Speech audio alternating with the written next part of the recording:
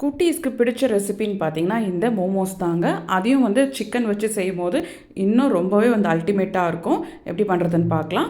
1 cup மைதா மாவுல கொஞ்சமா salt சேர்த்து, 1 ஸ்பூன் எண்ணெய் சேர்த்து, தண்ணி சேர்த்து கொஞ்சம் கொஞ்சமா வந்து சப்பாத்தி மாவு மாரி பெசஞ்சுக்கோங்க. கொஞ்சம் வந்து டைட்டா இருக்கட்டும். அதுக்கு அடுத்ததா பார்த்தீங்கன்னா, ஒரு 1/2 கிலோ போன்லெஸ் சிக்கன்ல கொஞ்சமா சால்ட் சேர்த்துருக்கேன். மிக்ஸியில போட்டு அது மாரி வந்து அரைச்சு வச்சுருக்கேன்.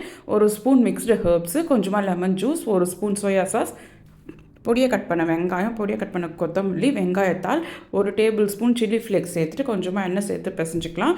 1 ஸ்பூன் சர்க்கரை சேர்த்துக்கோங்க, நல்லாயிருக்கும். ஸ்டஃபிங் ரெடி ஆகிடுச்சு. நம்ம பிசைஞ்சு வச்ச மாவை இந்த மாதிரி வந்து மெல்லிசாக வந்து திரட்டிக்கோங்க.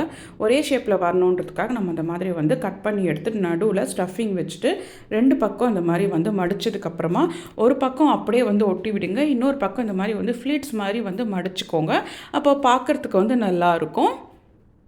ஈஸியாக தான் இருக்கும், பண்ணும்போது கண்டிப்பாக வரும். அப்படி சப்போஸ் உங்களுக்கு அங்கே இந்த மாதிரி வரலினா, கொழுக்கட்டை மாதிரி இந்த மாதிரி நீங்கள் அதை ஒட்டி விட்டுருங்க. ஒட்டி விட்டுட்டு 2 பக்கம் வந்து ஒட்டிட்டிங்கன்னா கார்னர்லாம் வந்து டைட் பண்ணிவிடுங்க. இது வந்து பாக்கெட் மாதிரி இருக்கும். மீடியம் ஃப்ளேமில் வச்சு 20 நிமிஷம் வந்து வேக வச்சு எடுத்துக்கோங்க. பாருங்கள், சூப்பராக வந்து ரெடி ஆகிடுச்சு. பார்க்குறதுக்கு வந்து ஷைனிங்காக இருக்குது இல்லையா? ஸோ நம்மளுக்கு வந்து மோமோஸ் வெந்துருச்சுன்னு அர்த்தம். இது கூடவே வந்து மோமோஸ் சட்னி வச்சு சாப்பிட்டிங்கன்னா ரொம்ப அட்டகாசமாக இருக்கும். கண்டிப்பாக ட்ரை பண்ணி பார்த்துட்டு எப்படி இருந்ததுன்னு சொல்லுங்கள்.